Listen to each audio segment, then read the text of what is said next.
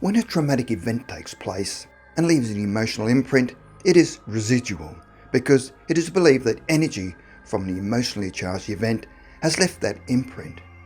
It is the release of this residual energy that creates the ghost person, ghost animal, or ghostly scene. The following is the true story of a woman who experienced a real residual haunting.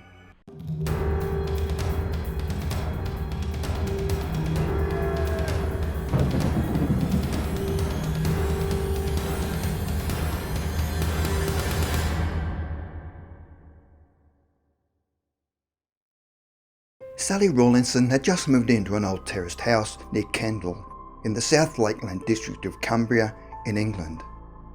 The house had been empty and neglected for many years and was surprised that she had managed to purchase the house at such a bargain price. On moving in, she immediately set to renovating and decorating the property, and after 7 months things started to take shape. One night she was sleeping quietly when she was suddenly awoken by voices that appeared to be very close to her bed.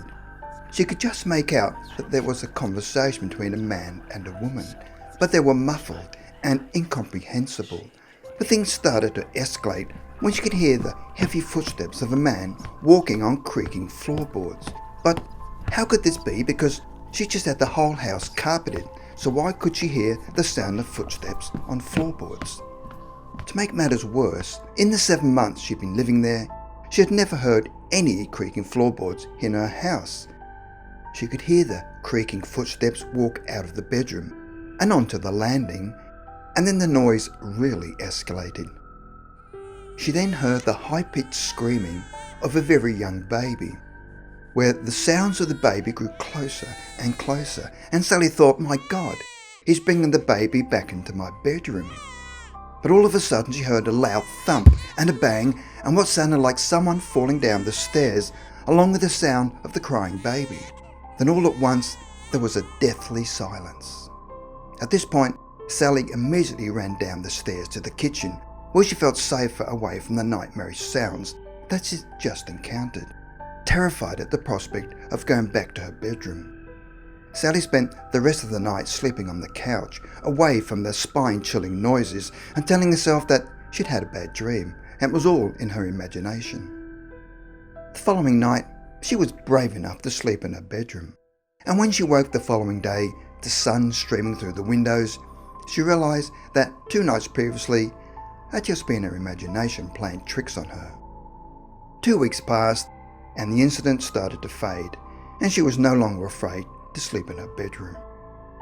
Sally led a fairly quiet life, where during the day she was a lecturer at the local university and would occasionally have a night out with friends. She'd come home one night from a social outing and was exhausted and slowly made her way to bed. This was 3 weeks after that terrifying dream. A few hours later, Sally suddenly awoke and her spine started tingling. She told herself to stop letting her imagination take over and rolled over to go back to sleep. But everything began again. The voices of the man and woman, the creaking floorboards, the crying baby, and then the loud crash and bump as they fell down the stairs, and then the deathly silence. She ran downstairs trying to find solace in a hot cup of tea and telling herself she was not going mad. Believing she was now living in a haunted house, the next day she visited her local church. She told the priest her experience and where she'd lived, and to her surprise he told her that blessing her house would have no effect. He knew the house and had been called out on 2 previous occasions, but without success. He said that he too had heard the infant crying, which appeared to come from inside the staircase. However, he did recommend another priest, and a few days later an exorcism was performed. For just 1 month she lived in peace, but that peace would again be shattered. One Friday night, Sally had a friend called Carol who was sleeping over. That evening, the nightmare started with Sally racing out of her bedroom, only to meet her friend standing in shock on the landing, screaming, "Oh my God, what was that?" They both ran downstairs and comforted each other. Carol advised her to seek help from her friend Richard from the Institute for Psychical Research, who promptly set their wheels in motion by tracing the previous 14 owners of the property, which spanned almost 20 years. They set up equipment which managed to pick up 3 more occurrences over a period of 7 weeks. But the hauntings then ceased for 3 months. It appeared to have an annual cycle, and the regular hauntings was the reason why the property had a regular turnover of owners. After attempting further exorcisms, the haunting sounds continued. One day, a Mrs. Turner came to her house after hearing about what was occurring. She said she was currently married to her second husband, but 20 years previously she had lived in the house with her first husband called Brian and a newborn baby. The first few months were difficult as the baby cried incessantly, and they would be up all night talking to each other about how difficult life had become as they were both missing out on sleep, and Brian had to get up early for work. Each night they took it in turns attending to the crying baby's needs, and after a short period of time they were both totally exhausted. One night it was Brian's turn to get up to attend to the crying baby. This particular night he was walking back along the landing towards the top of the stairs when in his sleepy haze he had lost his footing and both he and the baby went crashing down the stairs.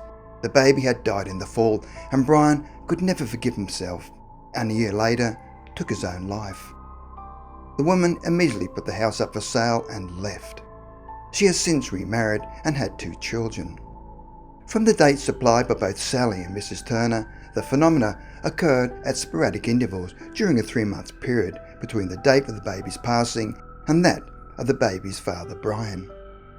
Sally still lives in the house and continues to live with the chilling sounds, but now she has learned the full story.